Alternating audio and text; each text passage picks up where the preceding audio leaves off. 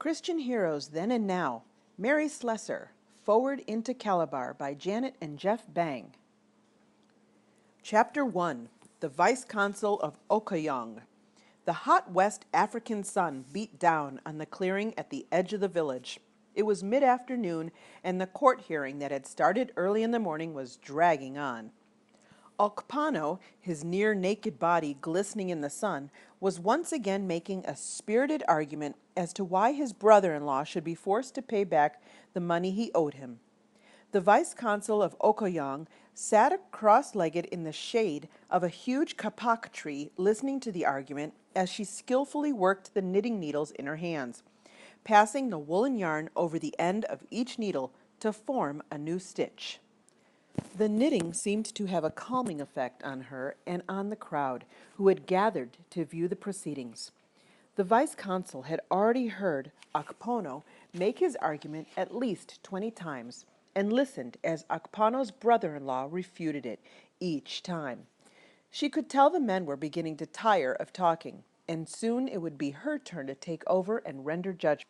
Experience had taught her that it was important for those involved in the case to talk about it until they could talk no more, and were ready to listen to what she had to say. It amazed Mary Slessor, the blue-eyed, red-haired Scottish woman who served as vice-consul, that she was the one deciding such disputes, and that so many people came to observe the proceedings. When Mary first entered the Akayong region years before, people fled from her in terror. They had never seen a white woman before, and they took her red hair as a sign her head was on fire. But over the years, Mary had won the trust of the people in the region. Now the people called her the White Ma, and instead of fleeing, they flocked around her. No one had done more than the White Ma to change the cruel and inhuman customs and practices that had terrorized the people's lives for so many years. Mary focused her attention on the case. Akpano's brother-in-law was now wrapping up another rebuttal to Akpano's argument, and it was time for Mary to start thinking about rendering judgment. The decision was cut and dried, really, but Mary still had a few things to think on. She was irritated that Akpano would take his brother-in-law to court when he himself neglected his children and took delight in regularly beating his wives, especially the wife who was the sister of the man he had dragged into court.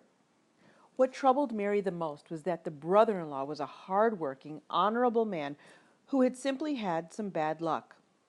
So while the case was plain and simple, the brother-in-law owed the money and needed to pay it back.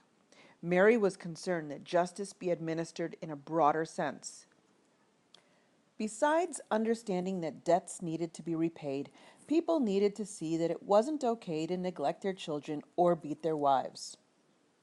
Mary sat knitting in silence, mulling over what to do.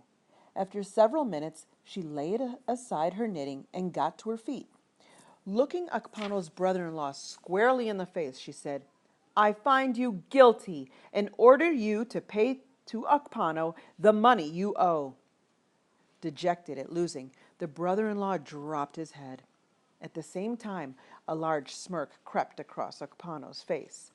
But Mary had a surprise for Akpano. She spoke again to the brother-in-law. "I also order you to give Akpano a whipping, right here and now. And be sure you make it hard, or I will fine you for going easy on him." A look of shock quickly replaced the smirk on Akpano's face. At the same time, looks of satisfaction crept across the faces of those in the crowd. This was justice. The White Ma truly understood their ways. With her duties as vice-consul discharged for the day, Mary gathered up her knitting and placed it into a bag. It was time to eat and then share more of the gospel message with the village. In the morning, Mary would begin the trek back to Ekenge, the village where she lived.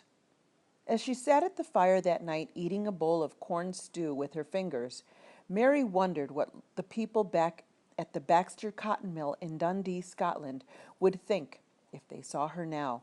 They would probably be amazed that she had managed to stay alive for so long in such a harsh environment. especially when so many other missionaries had died within a few years of arriving in Calabar. They might also marvel at the fact that the 11-year-old girl who had started working at the mill was now vice consul, the sole administrator of British law in the Okayong region. Of course, Mary would not have believed it possible back then either, but here she was. There was no denying it. She had grown a lot from being that small girl working at the mill. In fact, she now felt more at home among the people of the Okayong region than she did among Scottish people in Scotland. Indeed, she now referred to the Africans as her people, and they referred to her as Eka Kapukpru Owo, the mother of us all. It was all a long way from life in Dundee.